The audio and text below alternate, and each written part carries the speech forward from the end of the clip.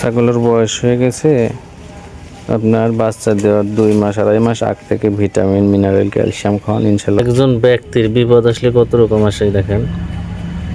দীর্ঘ 4 ঘন্টা পরে এই ছাগলটা বাচ্চা দিয়েছিল গত শুক্রবার রাত 11:30টার দিকে। একটা বাচ্চা, 4 ঘন্টা চেষ্টা করে একটা বাচ্চা, ভিতরে সমস্যা ছিল যে কারণে বাচ্চাটা আসছিল না। এখন বকরিটার অবস্থা হলো খুবই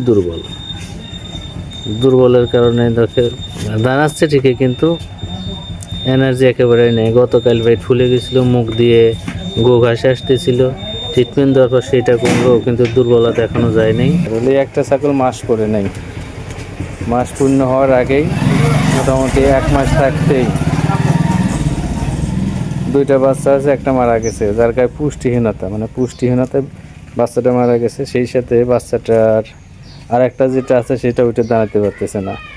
এখন আমার চাওয়াটা হচ্ছে আপনার নির্দিষ্ট সময় মানে 2 মাস 2.5 মাস থাকতে 2.5 মাস হওয়ার সাথে সাথে যদি আপনি ছাগলের কিছু ভিটামিন ক্যালসিয়াম করেন তাহলে এই সমস্যাগুলো অসম্ভাবনা থাকে না। অবশ্যই ক্যালসিয়াম খাওয়াইতে হবে কিংবা ক্যালসিয়াম দিতে হবে শরীরে।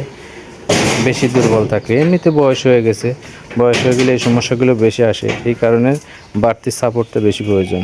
ধন্যবাদ।